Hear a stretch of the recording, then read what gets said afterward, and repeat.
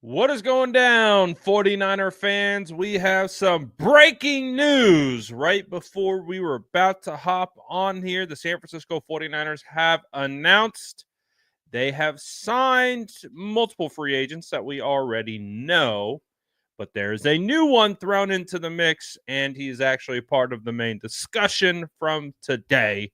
So we'll talk about who that is. We'll talk about the move that the 49ers made that then triggered this addition. Kyle Juszczcyk to the Steelers. Raheem Mostert doesn't sign with the San Francisco 49ers. We'll talk about all the moves and maybe some potential moves that the 49ers need to still make. But you guys already know what to do. Drop an SDS in the chat. Do me the biggest favor and smash that like button. And let's talk about all the things that are going on with the San Francisco 49ers right now.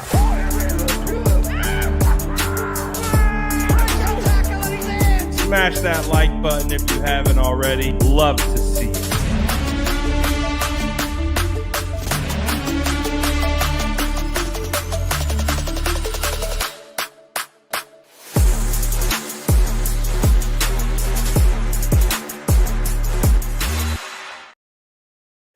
What is going down, San Francisco 49er fans? Shout out to you guys for hopping in to this live stream today. I guess we could start off right out the gate with the breaking news that just popped off right now. So, according to the San Francisco 49ers, we have a roster move today. They have signed long snapper Jon Weeks. If you aren't familiar why they signed a long snapper, that is because they waived their long snapper today. Or I guess you should say, I don't think they waived. I think they released Taybor Pepper today. But we do have some other news, but that is the big one that we've gotten so far. It was kind of interesting to see. I don't know if we were all expecting Taybor Pepper to be let go, but in current state of the 49ers franchise, I can't say I'm surprised. They are clearly getting rid of a lot of players, and they turn to a Pro Bowler, Jon Weeks, who is 5'10", 242 pounds.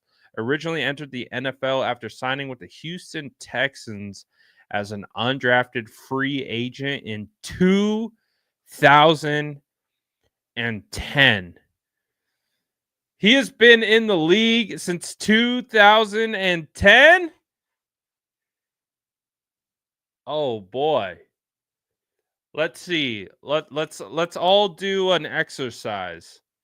Where were you in 2010? In 2010, I think that was my first year at the Academy of Art University.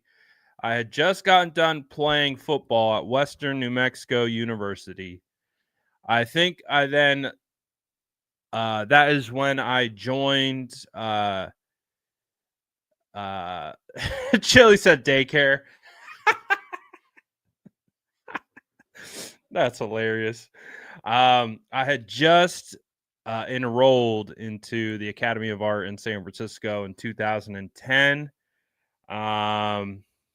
Right?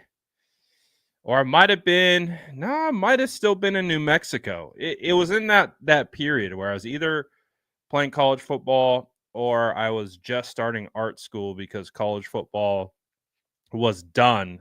So that is how long this guy has been playing professional football. And I mean, congratulations to him. That is no easy task. Typically, it is like the kickers and the quarterbacks who potentially play that long. But yeah, in 2010, boy, oh boy, that was a long time ago. It's crazy. That's crazy to think about. That's really crazy to think about. Um, so he's been in the league for 15 years, uh, all with the Houston Texans. He's appeared in 244 games, registered 40 special teams tackles. He was a 2015 Pro Bowl selection and was the team's 2003 Walter Payton Man of the Year nominee. In 2024, Weeks appeared in 17 games for the Texans. Man, in the 39-year-old native of New York attended Baylor University from 2004 to 2007. Those were the exact years that I was in high school. I graduated high school in 2007, which is insane how long ago that is now. But that was when he was in college. And that's crazy. So obviously the 49ers made a move, and that move was releasing Taybor Pepper, who played in 80 games for the 49ers over 5 seasons. He also played in 9 playoff games as well. So that's pretty interesting. Shout out to Jon Weeks. Clearly he still got it. He just played last year for the Texans. I mean, to be honest, what an amazing accomplishment to not only play in the NFL for that long, but to play for one team for that long. Obviously, he's on his second team, but that is pretty amazing.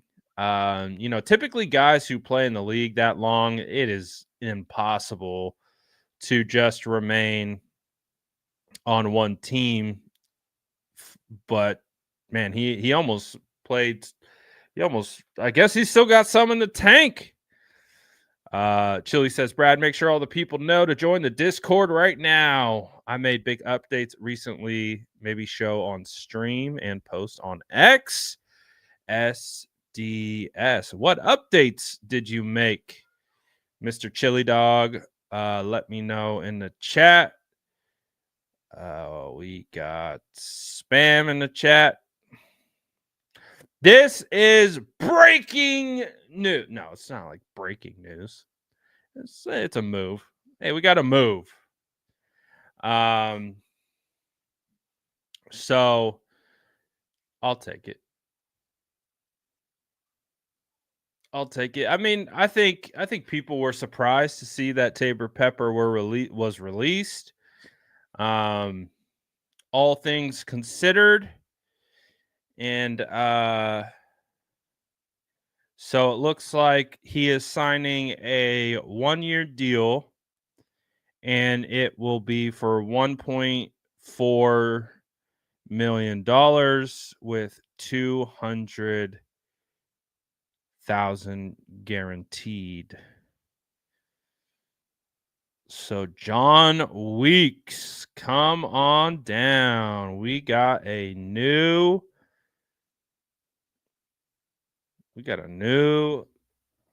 It seems like some Texans fans are kind of upset about it, though. He obviously is probably beloved in that organization. To be able to be on the team since 2010, that is insane longevity to be with one team. But he finds himself on the San Francisco 49ers. And again, the interesting thing with the Taybor Pepper release is I don't think it really saved like a ton of money because, he's already a long snapper. So it's not like he has the biggest contract in the world. But hey, maybe the 49ers needed a change of scenery, and they bring in a wily veteran in Jon Weeks.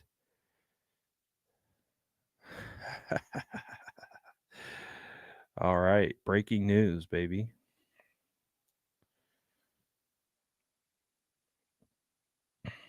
Gets a 1-year new long snapper. Jon Weeks gets a 1-year deal per what's his name? Aaron Wilson. Okay, we're gonna get that posted up. Post. And we're gonna post that to Instagram, and then we're gonna be good. Then we'll talk about the other stuff. As you guys could see, there are still moves that are going on across the league. Pretty quiet for the 49ers for the most part. Again, this is the biggest move of today. The long snapper is not a young whippersnapper. We'll talk about that. There is a potential that they could land a new center. We'll get into that as well. But any final thoughts here on the 49ers going from Taybor Pepper to 39-year-old Jon Weeks?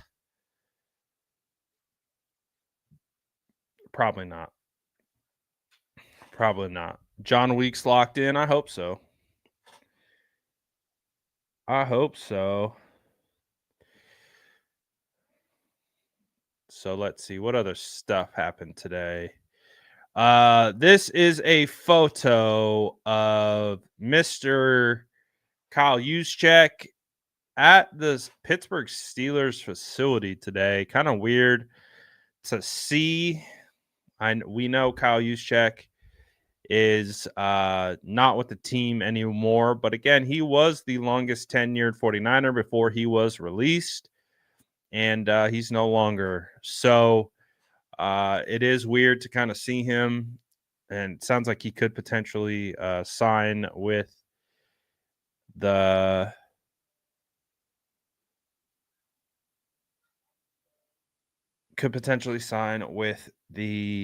Pittsburgh Steelers.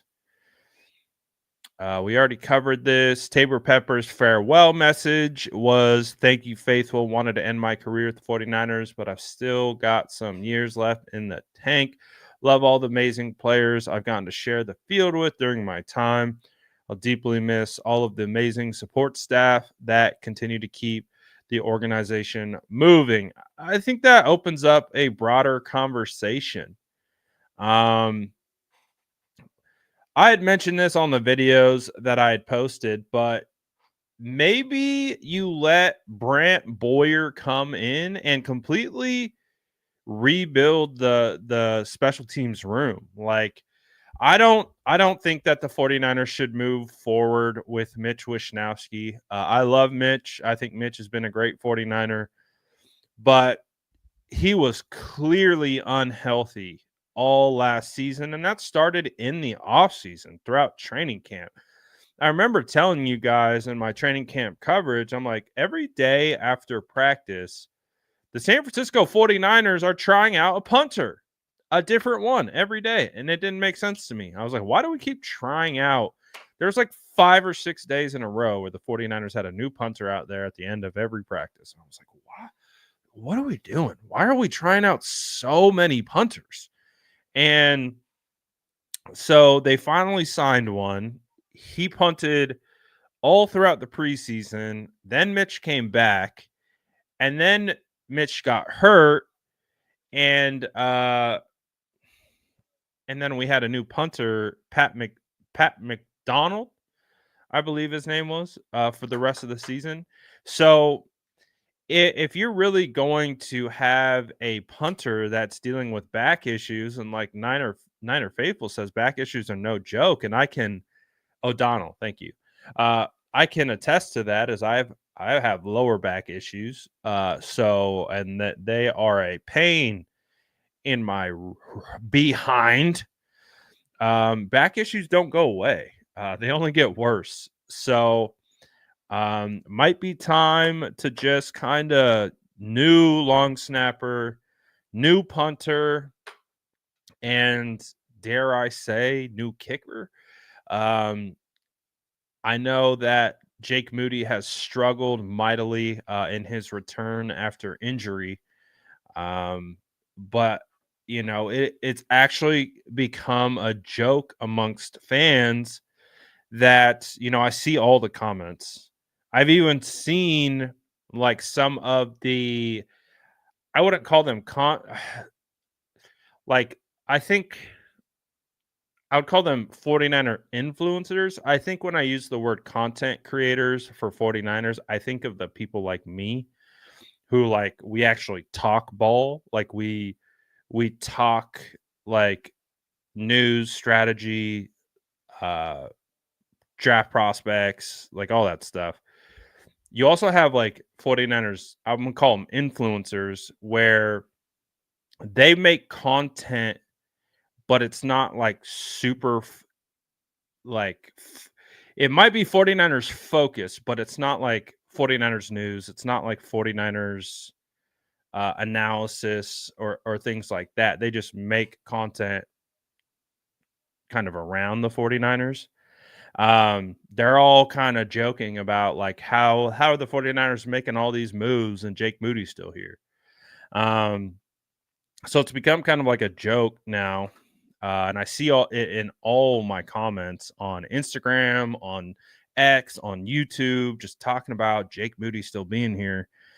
I don't know. Maybe there's a path where they also try to look for a new kicker with Brant Boyer. Maybe there's a world that exists where Brant Boyer can, kind of rehabilitate Jake Moody and kind of give him some confidence. I don't know. It's going to be interesting to see, but if there's a year to kind of reset the special teams room, it might be now. But with the 49ers sinking a third round draft pick into Moody, they might be reluctant to kind of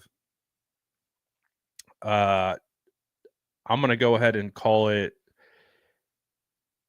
uh, accountability for drafting a third round kicker.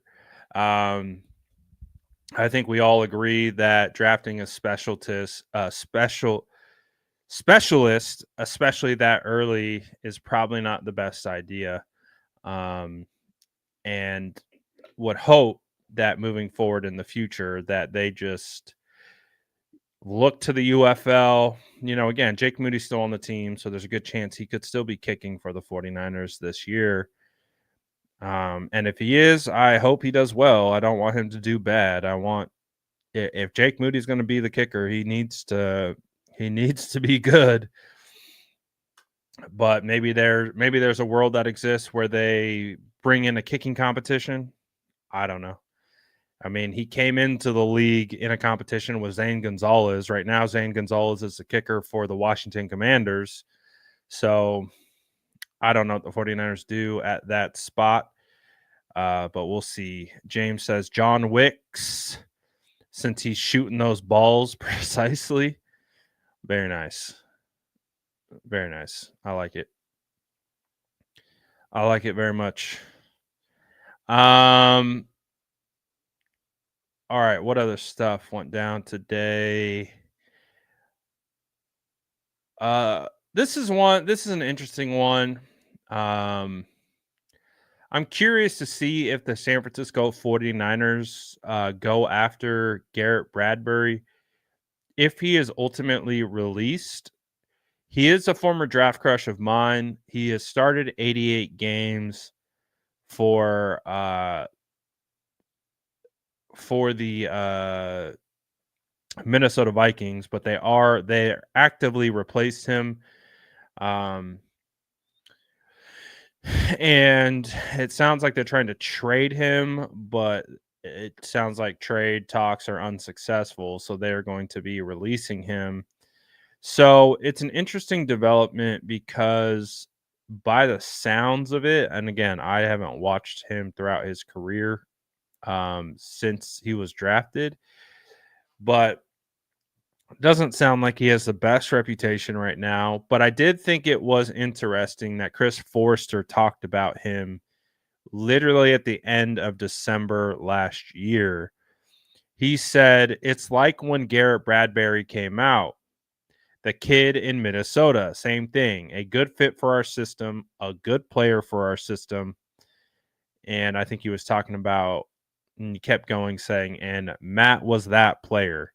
Uh, we really had high hopes for him. They took him in Atlanta. He was a good fit for them, but then they drafted another good fit, which was Drew Dahlman from Stanford. They put him at center and moved Matt to guard. Matt's more of a center than a guard. So I think in this conversation, he's talking about Matt Hennessy, the addition of Matt Hennessy. And while talking about Hennessy, he mentioned Garrett Bradbury as a guy that they were high on in the draft. So I don't know. They could be a team that would be interested in bringing him in. I don't know if they would or not. So it'll be very interesting to see if they do. But it could be an option at center, but it does sound like he has struggled, which is why they're going to replace him. So we'll see. Former backup quarterback Brandon Allen has signed with the Titans. Raheem Mostert, who was tied to the San Francisco 49ers, signed with the Raiders. He had mentioned he had spoken to the 49ers quite a bit about a potential reunion, but it doesn't happen. He goes on. I didn't think it made a lot of sense for Raheem Mostert to come back to the 49ers. I'm a big Raheem Mostert guy. I didn't think the timing was right. Just where he's at in his career, the 49ers have plenty of depth at the moment, and this is a really good running back class. So it really didn't make a whole lot of sense to me. What other things? What other things happened? I think that was pretty much it. So I'll open it up to the floor for questions, comments, draft. I saw Justin wants to talk about draft. I'm fine talking draft because clearly the draft needs are coming into. I think that's one of the good things about free agency is we can really tell where the 49ers need to draft because the defensive line market is almost completely evaporated. There's like maybe 10 available defensive tackles that are out there that aren't even that great. There's a couple decent edge rushers available, but yeah, man, we'll see. We'll see what happens. Shaq Thompson, released by the Panthers, would be intriguing. Will linebacker. I like Shaq Thompson. I remember when he came out. Shaq came out of Washington, I believe, if I'm not mistaken. That was a while ago. He came out of Washington. I remember his brother, Sidquan Thompson, played cornerback for Cal. That's how I knew who Shaq was heading into when he was in high school because Cal had his brother. So I don't know. He might be an option.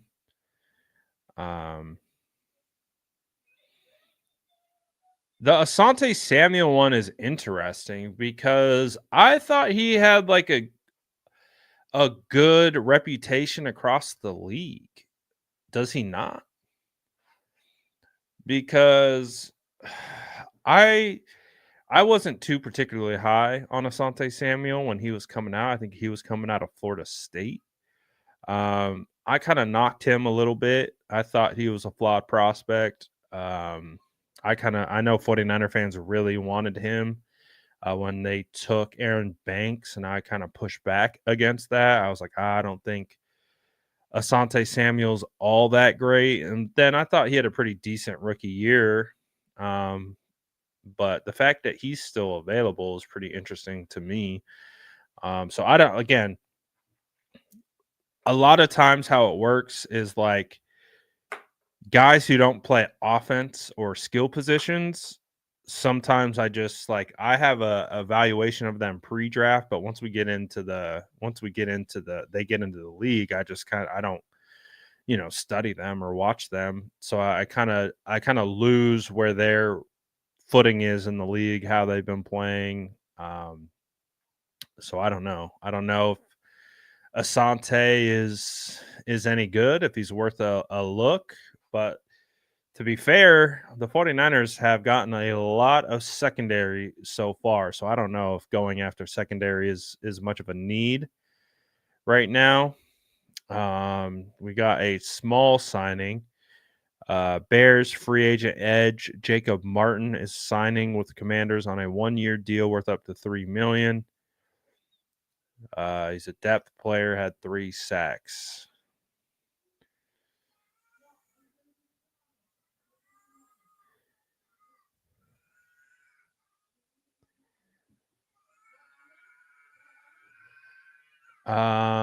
Boxing fan says, do you see Kenneth Grant, Derek Harmon, Michael Williams, Walter Nolan, Jalen Walker as realistic picks at 11 or in a trade back? Derek Harmon, I do. Kenneth Grant, I haven't watched. I need to do work on him. I've heard a lot about him. A lot of people like him as a prospect, but I have to do more work on him. I'm hearing that Walter Nolan has. I know Aponte brought it up yesterday on stream. I'm seeing other people keep bringing it up. He has character concerns about, I think, that are effort related. So that's interesting. I think Walter Nolan as a talent is potentially worthy of the pick, but if he doesn't, I do think that you have to take into consideration effort. Jalen Walker, I've got a traits pool idea of who he is. He's very athletic. Um, I don't I don't like the idea of taking a linebacker early. Um, I actually was tweeting about a linebacker that I want the 49ers to take today. I want the 49ers to take Teddy Buchanan. And I think they could get him in the 3rd round. So that would still allow the San Francisco 49ers to uh you know, still get a really good player at 11, but they could still get a great linebacker later. So you guys know I covered Cal last year. So I caught quite a bit of Cal games. I also covered Teddy in his press conferences. Like he really reminds me of Fred Warner. And when you stack them up side by side and you compare their combine times, Teddy Buchanan ran a faster 40 than Fred Warner. He had a better vertical jump than Fred Warner. He had a better broad jump than Fred Warner, and he had better bench press than Fred Warner. Fred Warner is a little bit bigger. He's 6'3", 236. When he tested at the combine, Teddy Buchanan 6'2", 233 when he tested at the combine. But I mean, if we're going backer, I want Freddie and Teddy, baby. That's what I want. So, although I do see that Jalen Walker does have a lot of talent, I think that the 49ers could still find quality LB depth later. And Freddie and Teddy would absolutely be my option. They would be like two clones playing next to each other. And, who wouldn't want another Fred Warner, right? So I really want Teddy Buchanan out of Cal. I think you could probably get him in the third round. The 49ers are picking at obviously in the 11th spot, so they could still get him somewhat early in the third. Fred Warner was taken in the sixth hole in the third round. So that's kind of how I would look at it. So based on these names, Michael Williams, I watched him against Membo, and he just looked like a guy. So Membo tossed him on a play or two. So, again, I got to do more homework on guys like that. But my first impression wasn't the best. So, we'll see.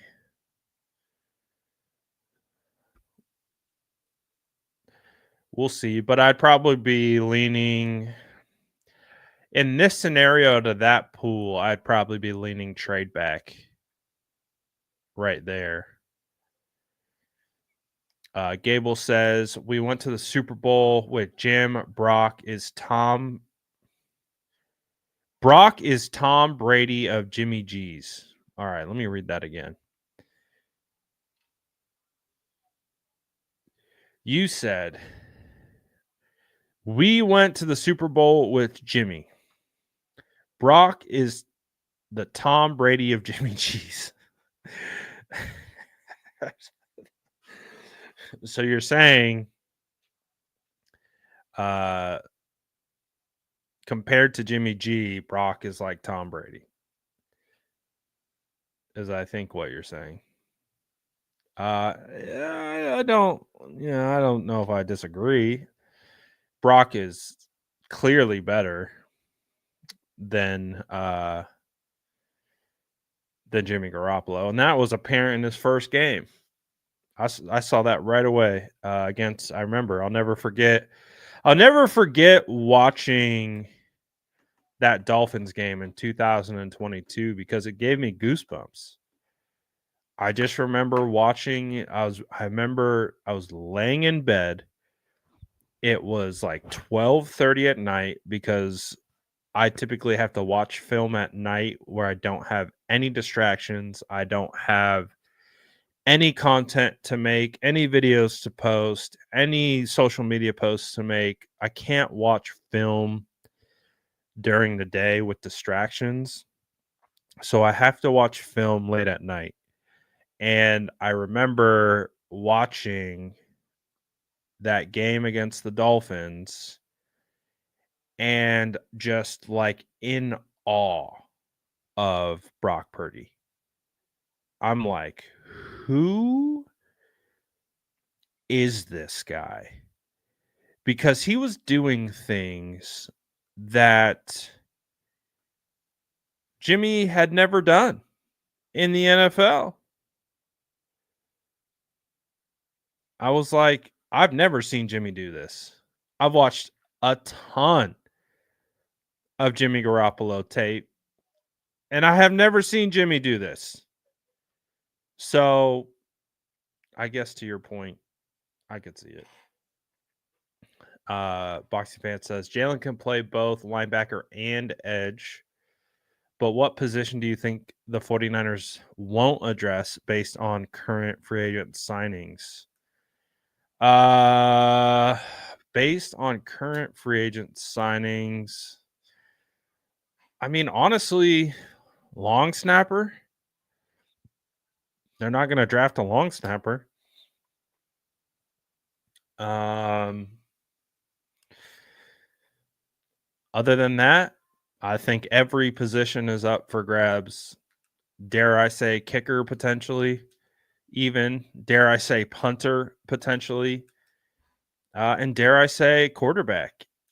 yes, the San Francisco 49ers signed Mac Jones yesterday, but I could still see them drafting a quarterback, maybe beyond the 5th round.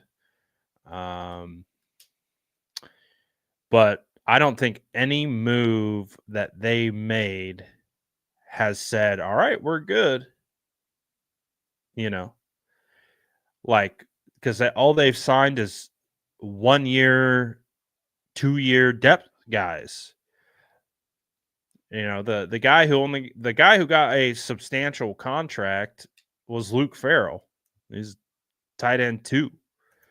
So other than that, I don't think I don't think any move has been addressed in free agency where you say, "Oh, we don't need a draft at that spot." So what I do think they've done is it allows them to not necessarily draft solely on need, but they still have a lot of holes to plug, and I do think that they're going to have to address a lot of that in the draft, even with some of the positions that they have signed. Like, they are going to still have to attack the draft, and they're still going to probably have to maybe come home with the safety potentially. They're still potentially going to have to come home with the cornerback, even though those are the 2 spots that they have added to the most. A linebacker as well. So, um, yeah, I think every position is still up for grabs when it comes to who the San Francisco 49ers are going to draft. So it's gonna be fascinating. I talked about this the other day. I was talking about Larry Kruger's like 20 player draft that I saw like a month ago, and I was like, I love Larry, and I was like, Larry is a bold man. Only Larry would put together a 20-person draft, and I love doing mocks and doing all that stuff. And as I've seen free agency play out, I'm like, damn, Larry might have been onto something. We might need a 20-person draft, considering that the 49ers are very thin at interior defensive tackle. Cornerback depth is still pretty thin, in my opinion. Um, they got bodies. They got bodies, but I do believe they need to get better at a lot of positions, and uh, they need to definitely add a lot of competition at some spots. So it'll be fascinating to see what they get done in that scenario. Watch them fumble Brock Steele. I mean, if anything goes wrong with Brock Steele, they obviously have a quarterback that Kyle Shanahan really likes on the roster, and that quarterback goes by the name Mac Jones. So we'll see how it goes. Do I think Brock would hold out? I think any player would hold out if they're in a contract negotiation and things aren't going as planned. I think what would make more sense is a holdout of mandatory minicamp and OTAs. Uh, I feel like Brock would potentially hold in during training camp because I do think Brock would be able to recognize that he needs to, if he's going to play next year, he has to be a part of training camp. Like, there's no world that exists where the 49ers are going to go into the season with their best foot forward if Brock isn't a part of training camp. So the way that I'm looking at it is I think he said it in his exit interview, and I pointed it out right away. And of course, fans pushed back at me and said, "Oh, Brad, you're pessimistic. Oh, Brad, you're just drama, blah blah blah." I'm like, "No, he's telling us right now that they need to get this deal signed by mandatory minicamp and OTAs, because that's what he was saying. He's like, this is when we start our work on the year. This is when we start putting our offense together. This is where we start learning the new players. And the reason why he said that is by using that as like a deadline of basically saying we need to get the deal done by then, is because if they don't get it done by then, there's a world that exists. There's a world that exists where I think he could hold out. And that's why they signed, it's not the only reason why they signed Mac Jones. It's a reason. It's one of the reasons they signed Mac Jones. And again, to further put a clarification on that point, it is the same exact reason why they tried to trade for Mac Jones last year. So it's not like, oh, we just signed Mac Jones. They tried to trade for this guy in the middle of the season. They tried to trade for him. So we'll see how it goes. I would imagine that if Brock feels like he is getting fair market value, he will sign. I don't think that he will want to make this an issue. I don't think he wants to hold out. But it takes two to tango. So we'll see how it goes.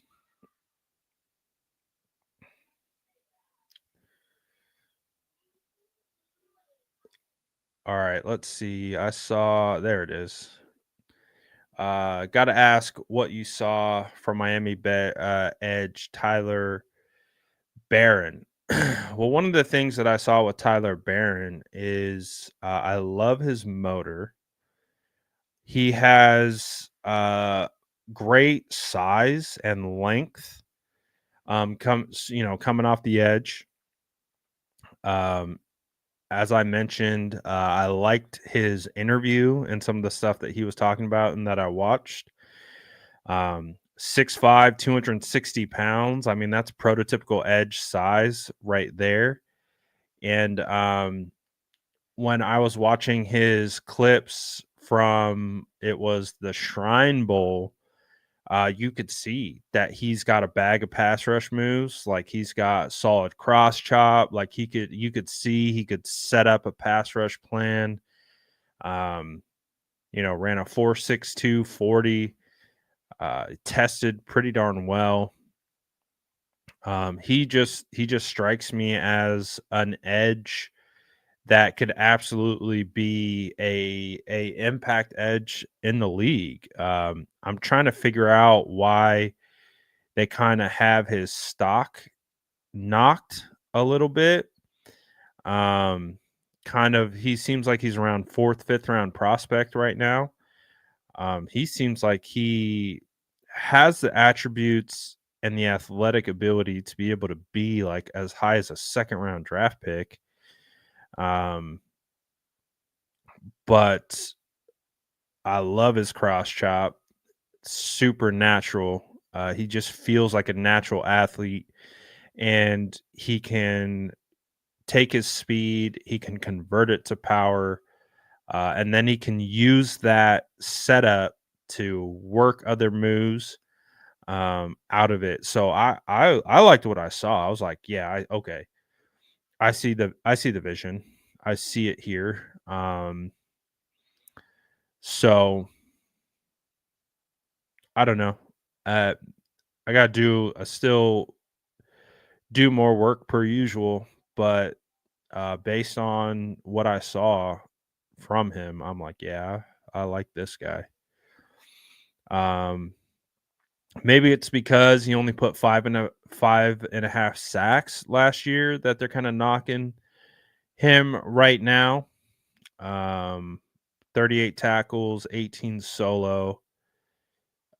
He's not even in the top 10 right now of edge rushers, at least based on some rankings.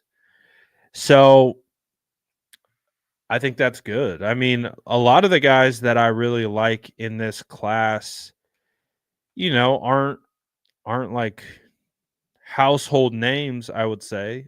Big fan of David Walker. Big fan of Femi Oladipo. I thought Kyle Kennard looked decent. Big fan of Jordan Birch. I thought Jared Ivey looked solid. Savion Jones reminds me more of like a Charles Omenihu guy who could kick inside. Ja Joyner is an interesting guy to me. Elijah Roberts is interesting to me as well, kind of as a smaller, kind of David Walker style edge. I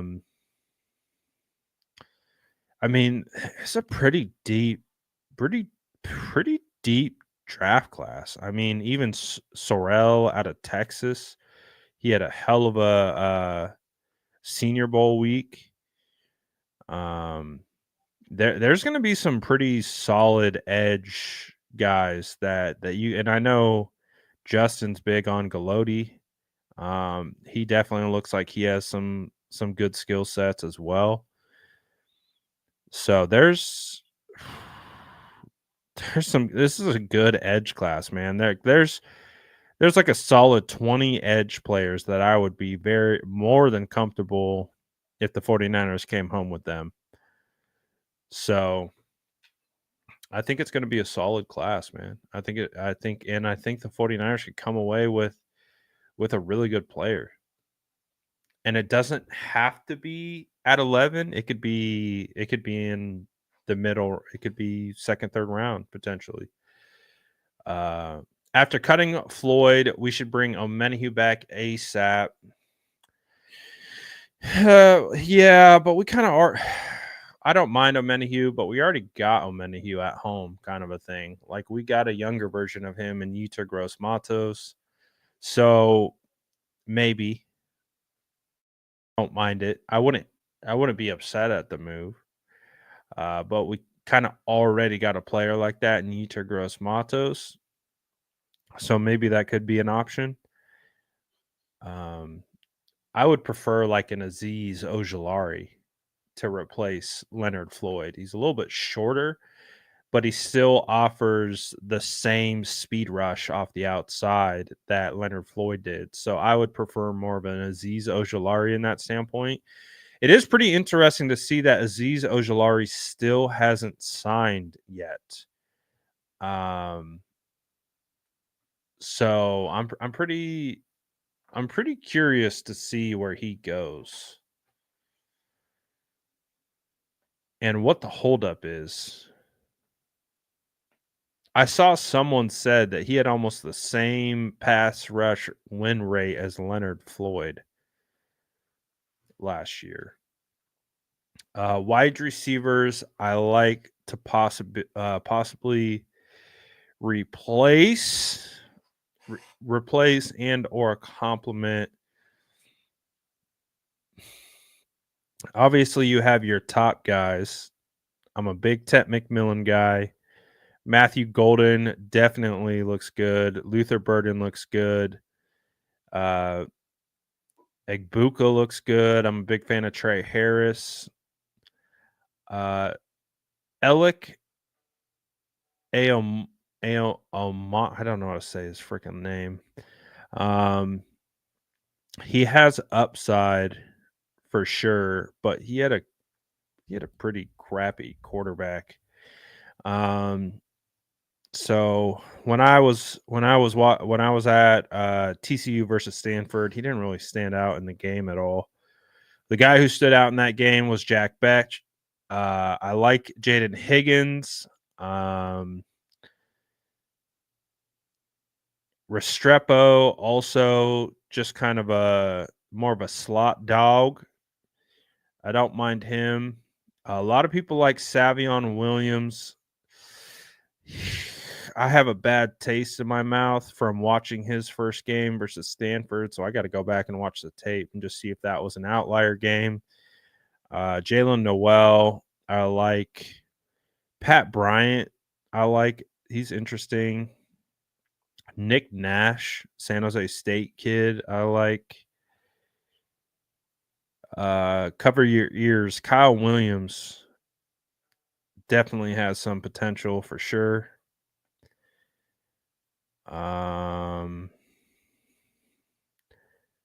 A guy that I want to do more tape on is Isaac Tesla. He is an interesting prospect to me. Jalen Lane is a guy I want to do more work on. Let's see who else.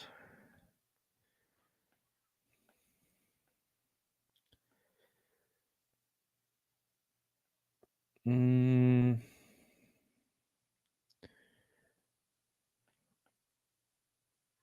deep sleepers here? Arian Smith, I like as a deep sleeper. Moose Muhammad is interesting because he had a pretty solid freshman year and then he just fell off a cliff.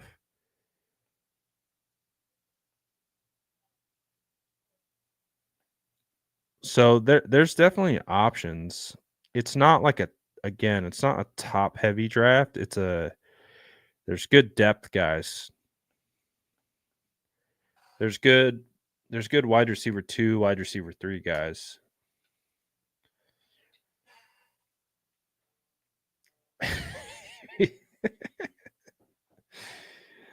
Oh, good stuff. Sanker, I haven't watched him. So I think once we get through this week, we're gonna be back. We're gonna be fully back into the draft mindset because now I know. Now I kind of see what the roster is, and I can kind of tell like where the 49ers need to go attack some spots. So Sanker I've heard of. Sanker I have not watched. I really haven't done a lot of work on the secondary. I'm working my inside out is pretty much been my my process. I've done a lot of offensive linemen, I've done a lot of defensive linemen.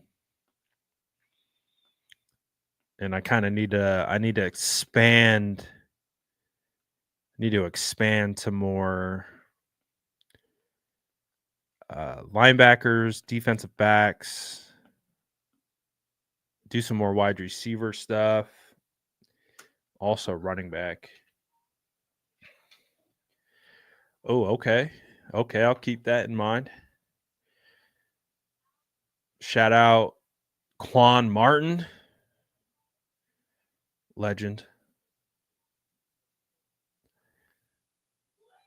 So yeah. We're definitely going to be kicking back into the draft gears very soon next week. So I'm gonna have to put together mock 4.0. Actually, what does mock 3.0 look like stacked up with the current free agency moves? Let me see. I just want to see what that looks like.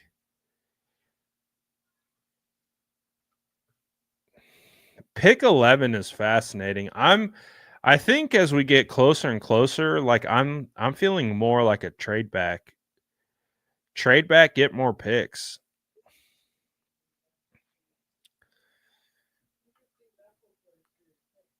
Because there's just so many good prospects in the middle round. It's just like, it's hard to choose sometimes. Might be time. Might be time to trade it back. Might be time to throw it back. Where is my freaking mock?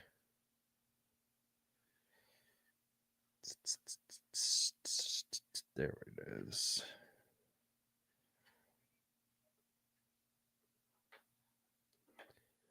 All right, let me see this mock. It's been a while since I've looked at it.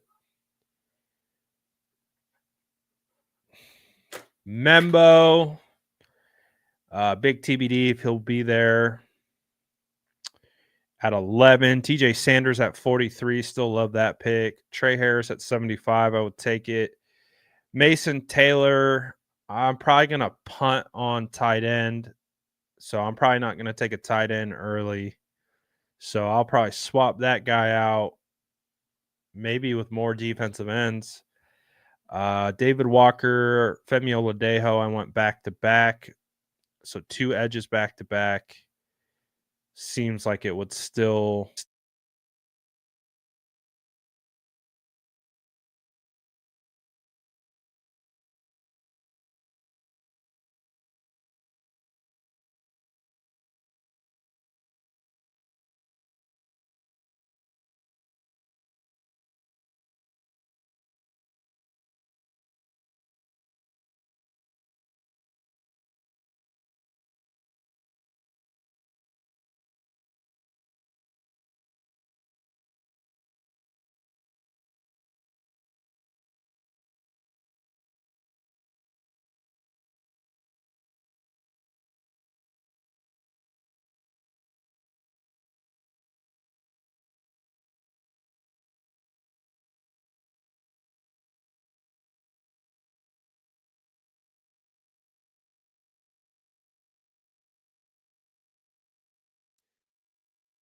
So did my sound go out that whole time that I was reading that?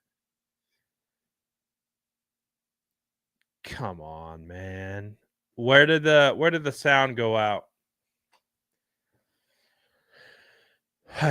Dude, I don't know what is going on with my freaking mic. I don't know why it has so many problems with StreamYard. What was the last thing I said? What was the last thing you heard? And then I'll get to the super chats. I was talking to myself. It's what happens when I switch screens. Punting on Mason Taylor. Got it. Pretty much what I was saying is punting on Mason Taylor. I went back to back edge. Still applies. Jackson Slater still applies. Kobe King, don't mind it.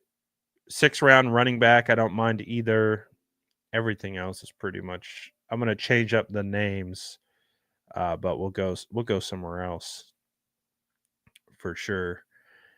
Corey says that's how I feel. I think Trader John will be working the draft again. Yeah. Clearly, with how they have attacked free agency, I do think that they are going to have to get creative in this draft, trade back, get more picks. This is a good draft to do that, especially if a blue chip guy isn't available. So do that, trade back, and stack some picks, and you could come away with a really good class. Still doing that. Can I see Shamar Stewart playing defensive tackle? Also, I think Matthew Golden might be a deep ball threat we've been missing. We got no real burner at wide receiver. Golden would be fun on the San Francisco 49ers. I am not going to lie to you about that. Can Shamar Stewart play defensive tackle? Yeah, I do think he can play defensive tackle. He's going to be, again, one of the more interesting evals because of his lack of production, but his high-end physical traits. It's just really going to be a fascinating development to see how that all comes together. But yeah, it's going to be interesting for sure. I don't know if I love Shamar Stewart or not. He did really show out in moments at the Senior Bowl, so you could really see that physicality on full display for sure. Yeah, I don't think it's time to give up on Cowing just yet. I think Cowing could still be a threat. Just needs opportunities. That's all. But now you also got Demarcus Lawrence or Demarcus Robinson into the mix as well.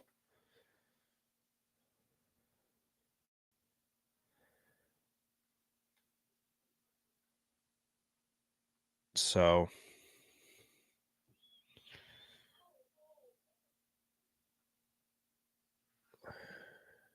I think the 49ers would be all right, but I kind of like what is happening in a sense, because what it means is that we were kind of joking about this on stream yesterday, is Kyle doesn't isn't really going to have a chance. He is going to have to play some younger players. And I like playing rookies. I'm a big fan of it. Kyle feels like historically isn't a fan of playing rookies. I think the mistakes are too hard for him to manage. I don't think he likes rookie mistakes. So rather than growing with a player, he would rather just kind of put them on the shelf and let a veteran go do it, which I don't necessarily agree with. I've never agreed with that ideology. I'm a big proponent of giving rookies a shot, especially if they're talented, and growing with them through their rookie learning curves, um, because they're going to be better off for it. Especially if you give them the confidence to work through it. If you don't give them the confidence and you destroy their confidence because they're going to make mistakes and you destroy them for the mistakes that you know they're going to make, then it's like you are we really helping our guy, or like are we making it worse? That's always been my biggest thing with Kyle and rookies. I just think he's so rigid that he can be his own worst enemy when it comes to developing rookies. I think it's a huge reason why Trey Lance didn't work out. I mean, yes, Trey wasn't ready, but he also went to, I think, a coach who really didn't have interest in being, Trey had his own issues, I think. But I also think that Kyle could have been a little bit more patient with him. But again, the NFL is not the place to go and develop.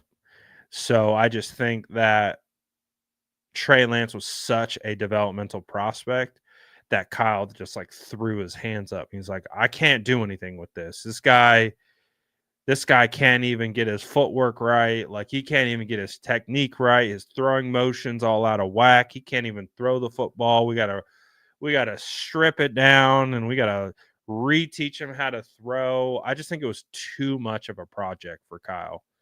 It was just too much.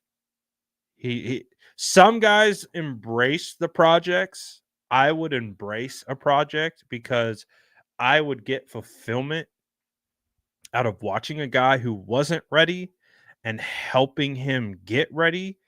I like player development, stuff like that. And I'm not saying that's exactly who Kyle is. It's my kind of perception of the situation.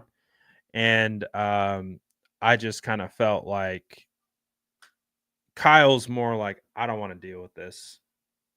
Someone else deal with it. Uh, so, Michael, what are you talking about? Facts crushing me? What are you yapping about, dude? Details said, I've been here for 15 minutes and I'm assuming we're talking about Trey Lance. Yeah. It wasn't a Trey Lance conversation. It was more of a Kyle conversation. It was more Kyle. The thesis of the conversation is Kyle has to play more rookies this year. He has to play younger players, um, because of kind of the current depth. And as a result of that, Kyle isn't necessarily going to be able to just shelve these guys. He's going to have to put them in the game. He's going to have to play them. And we saw the rookies have some success, right? We saw what Renardo Green was able to do. We saw what Dominic Pugna was able to do. We saw what Malik Mustafa was able to do, Isaac Arendo, but it takes time, right? There's a process, all of that stuff. Um, Boxing Fan says, have you checked out Holland Pierce and Chase Lunt. No, what positions do they play? I don't even know if I don't even know if Chase Lunt, is he an offensive lineman?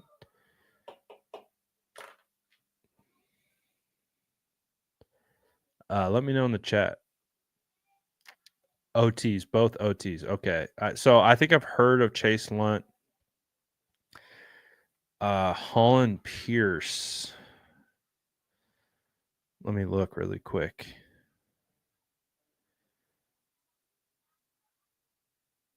Chase Lunt, Holland Pierce. Chase Lunt, offensive task. Who? Oh, I think I might have. He's 6'8", 304 pounds. He's a big boy. I feel like I might have looked at Chase Lunt. That's why I kind of was like, he's an offensive lineman, isn't he? I kind of feel like he was a guy that I looked at and was like, he looks like a guard, but being 6'8", I don't know if 6'8" guard is the best. Who's the other guy? Holland Pierce.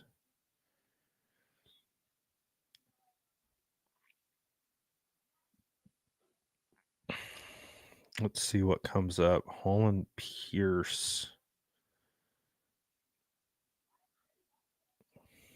I'm not seeing him on this ranking.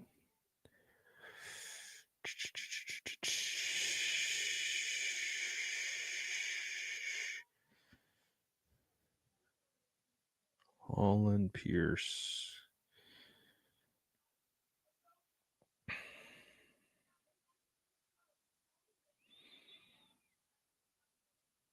I'm not seeing him. Oh, there he is. Tackle out of Rutgers, another 6'8", 340 pound. Dang, both those guys that you mentioned are 6'8", 340 pounds, both of them. And they both run a 5'4". I think I know what boxing fans archetype is. He wants 6'8", 340. He wants the big boys. I have not watched them. I don't think. I was thinking of someone else, but yeah, those are big guys. Bro Montana says hard coming to terms with number 57 and Deebo Samuel's lockers empty. Yes, I mean, thankfully for myself, I can only speak. I knew for a while that Dre Greenlaw wasn't going to return, so that kind of helped me work through that process. And then with Deebo Samuel heading into last year, I thought it was his last season. So I was anticipating that to be his last year with the 49ers. So it's still strange when it happens. Like, I think I like talk to detail about this. It's just like when you start looking back and you start going through like all the memories, then it starts to hit you. It's like, oh man, we really don't have Deebo anymore. Or we really don't have Dre Greenlaw anymore. Oh, it's starting to hit me that these guys are no longer on the roster, and it's tough. It's tough, man.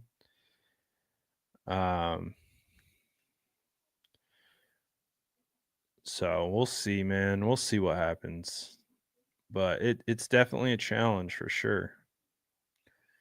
But it's also a new beginning and a new opportunity. Now, I wish I could tell you I knew where we were headed. I have no idea. No clue what the master plan is, but hopefully it's a good one. And hopefully it's not a plan where the 49ers are trying to punt on last year or next year and they still are trying to win. Like that has to be the biggest key is that we can't have a year where they're just like we're okay with being mediocre. They somehow have to come out of this uh, killing the draft, key players who are going to start. Hopefully, some of these guys that they've signed become impact players that maybe we're just like kind of down on right now. Um, and we just plug in some guys, and then boom, all of a sudden, everyone's rejuvenated, everyone's energized, ready to go. And then we hit the ground running because the offense isn't all that different than it was last year. And I mean, if you have a healthy Christian McCaffrey to start the season, that's just such a significantly different place to start than where the 49ers were last year. So if you have a health, like it's really important to remember that Christian McCaffrey didn't play until beyond week 10. And then for those first 3 weeks he was back, he wasn't Christian McCaffrey until he was, and then he got hurt. So if you get Christian McCaffrey right out the gate and he can stay healthy, uh, that changes the entire dynamic than what the 49ers had last year. So we'll see. And Jennings, Ricky Pearsall coming back. Hopefully Brandon Ayuk's not too far away. I think it's too soon to say this. I really do. I think it's too soon to say this because as long as he can be healthy, dude, Christian McCaffrey is going to be so pissed off about last year. So pissed off. I think there's a realm of possibility, barring he stays healthy and is healthy, he goes absolutely insane. But again, he has to be healthy, has to stay healthy. And if he does that, I also believe that he goes crazy. But you need Brock Purdy there. You need George Kittle there. You need some pieces still. So we'll see, man. Gabriel says we seriously got fans turning on TMC too. Hey, it's just how the NFL is. What have you done for me lately? That's what it is. That's how fans think. I've done this long enough to understand that fans have a hard time projecting out. You know, fans kind of live in the moment. I feel like I'm of course a 49er fan, but I do believe that one of the reasons why I can do what I do is because I look at things from so many different angles and perspectives. I'm not just locked into like one view. Like even if I believe something, I can still look at it from an opposing viewpoint and have that thought process and conversation in my head. Like I'm almost talking to someone else who has a different perspective than what the perspective I believe is. So it allows me to look at things from multiple different angles, not only in the short term, but in the long term, helps me project out. I think one of the things that I do with draft evaluation is you have to project out. You're not only evaluating who the prospect is now, you're evaluating what that prospect is going to be in the future. And that's how it works. You have to be able to project out. You have to have a long view if you are going to be able to really be able to evaluate football, because you can evaluate in the micro, but you also have to be able to have a macro view of what football is. You have to be able to look at it in broader terms. You have to be able to look at it from different perspectives, different ranges of outcomes. Again, there's a world where CMC is washed and his legs don't come back. That world exists. But there also is a world that exists where his legs do come back. And not only do they come back, but he's pissed off. He's motivated. he probably lost a lot of money in potential sponsorship deals and all of that stuff. The Madden disaster that was. Um, I'm sure he's going to be motivated to come back and play. And so, like, there's a world that exists where you're going to get a motivated Christian McCaffrey who's ready to knock someone's head off. And I like that world. I like that world that exists where you got a healthy, motivated guy, one of the reigning offensive players of the year, is ready to go crazy. So, doesn't mean that's absolutely going to happen, but it could. And we'll see if it does. We will see if it does. But I understand people are going to have their own thoughts and feelings based on what's happened recently, and they're going to make assumptions and conclusions based on that. It's fine as well. But we still live in a world of we shall see. And when you look at this roster, it's definitely a we shall see because they got a draft and they got to draft well, and they need impact players. I think they need like 5 guys. Not 5 guys the burgers. I could go for a 5 guys burger right now. They need like 5 players who are going to play significant snaps that currently aren't on the team right now, and that will be rookies and are going to be drafted. So, very important draft. Very important for the guys in that front office: Tariq Ahmad, RJ Gillen, Josh Williams, all being led by John Lynch.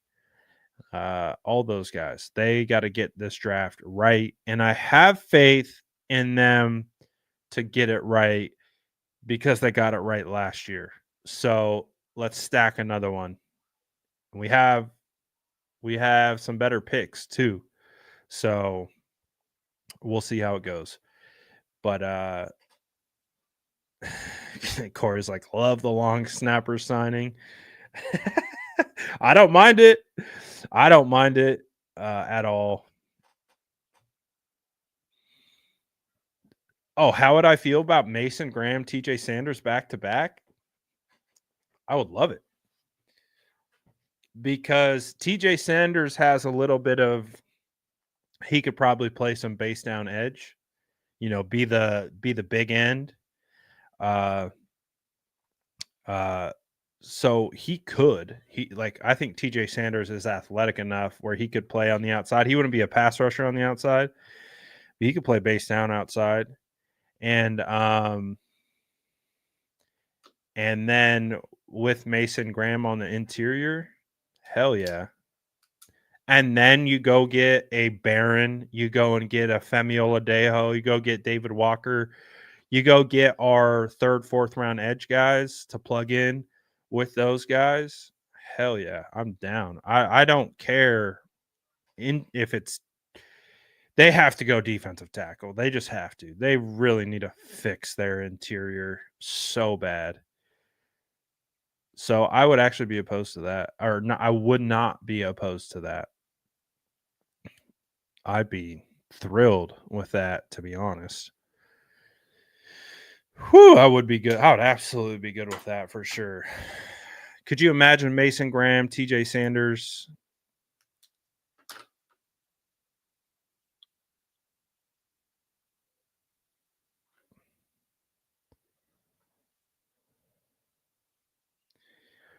Oh, wow. Oh, wow. Is that today? Oh, that was just a couple minutes ago. Ambry Thomas getting a little messy. Oh, Ambry. Ambry.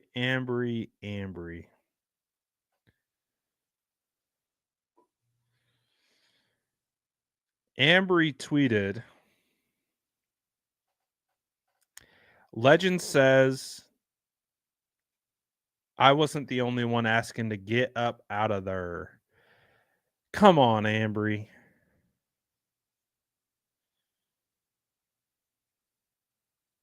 Come on, man.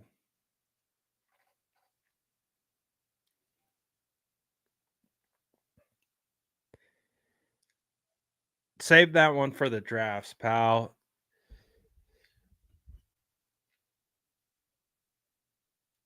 Oh, so Ambry Thomas taking shots on his way out.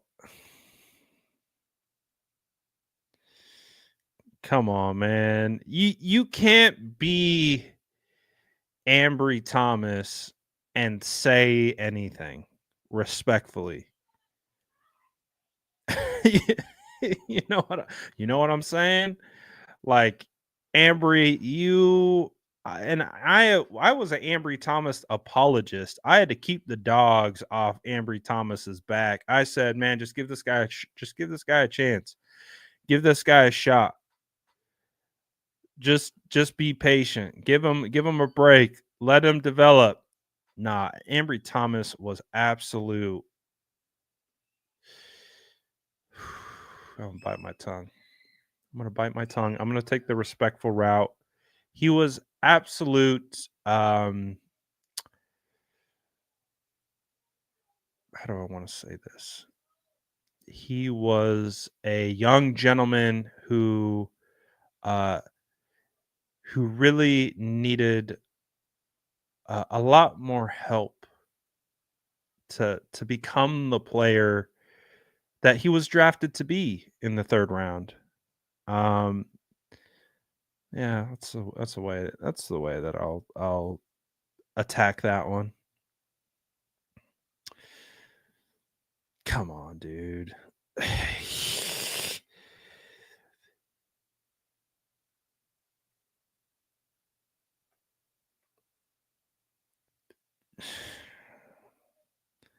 Hey, I get it. You got disgruntled employees all the time. I talked to Ty Davis Price at the Super Bowl. He said something else. He said something like that. He said something very similar to what he may have thrown out the term roster politics out there. Um but then again it's like, okay.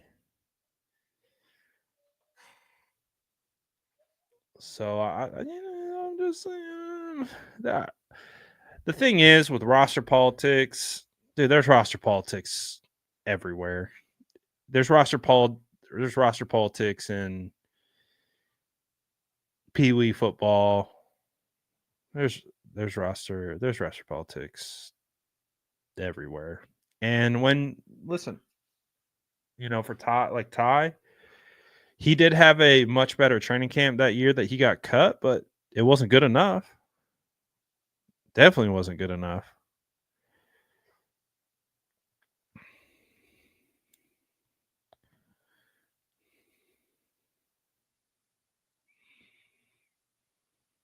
So I don't know. We'll see.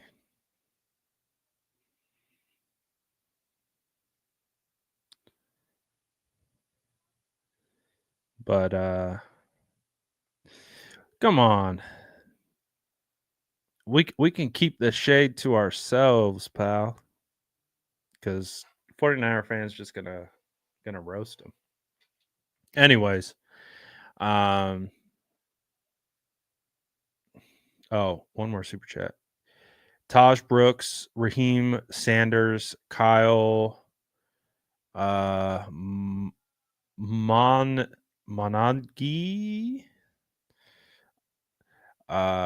I know who Raheem Sanders is. I'm intrigued by him. He is the South Carolina running back, if I'm not mistaken.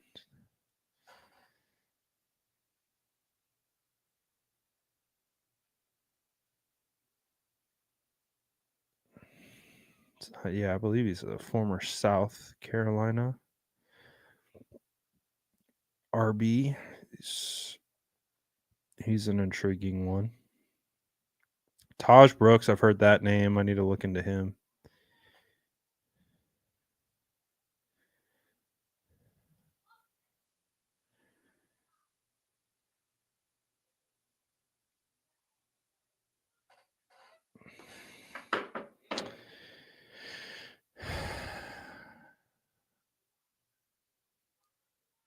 South Carolina and Arkansas. Woody Marks. I feel like he's short, right? I feel like I looked at him. He's a short guy, but he's quick. I feel like I've actually watched. The name doesn't pop out, but the USC does. I feel like I've watched him. He's kind of like a little ball of muscle. Wow. Almost 200 carries, 1,100 yards, 9 touchdowns, 5.7 a carry. That's not bad. Scadaboo's good, man. We saw that. I posted that one clip to Twitter, and it's insane. His contact balance is crazy. It's insane.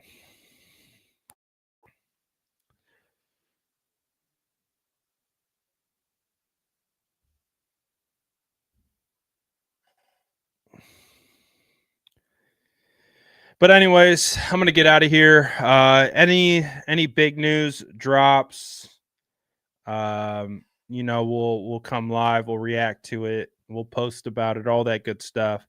So do me a favor, smash that like button before you get out of here.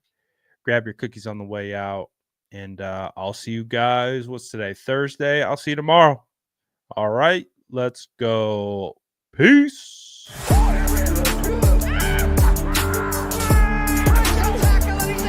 Smash that like button if you haven't already. Love to see you.